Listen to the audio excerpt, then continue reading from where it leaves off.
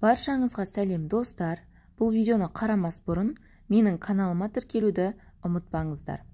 Бүгінгі сабағымыздың тақырыбы past perfect, яғни қазақша аяқталған өткен шақ деп аталады.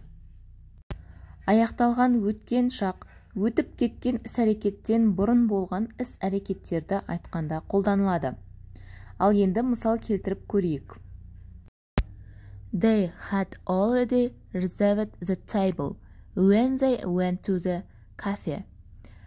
Яғни бұл жерде бірінші іс-әрекет олар үстелді бұрындап қойды. Ол бірінші іс-әрекет. Ал екінші іс-әрекет олар кафеге барғанда.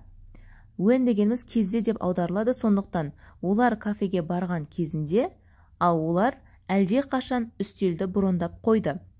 Яғни екеуі де өткен шақ, бірақ бірінші болған іс-әрекет past perfect шағында қолданылады. Ал енді жасалу формаларына тоқталайық. Болымды сөйлем subject, оған қосылған had, одан кейін етістіктің үшінші формасы.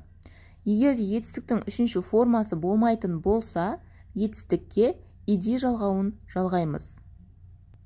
Мысалы, I had brushed my teeth before I went to bed. Мен ұйықтағанға дейін тістерімді тазаладым.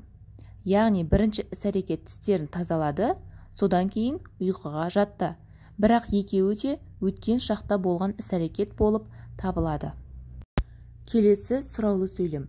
Сұраулы сөйлемнің барлығында көмекші етістік зат есімнің алдына шығып кетеді. Яғни had көмекші етістігі, содан соң зат есім, содан соң етістіктің үшінші формасы, немесе ed жалғаймыз. Содан соң сұрақ белгісін қоюды ұмытпаймыз.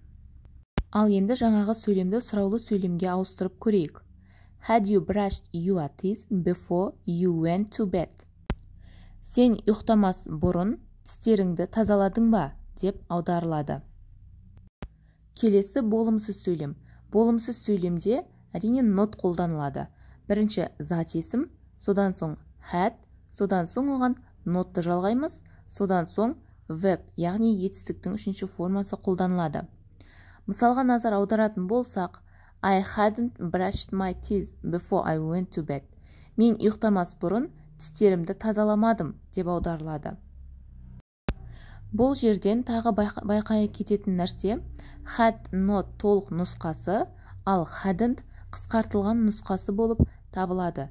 Бірақ екеуі де бір мағынаны білдіреді.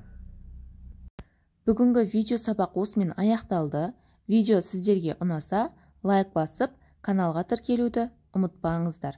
Сонымен қатар, менің Instagram парақшама жазылуды ұмытпаңыздар.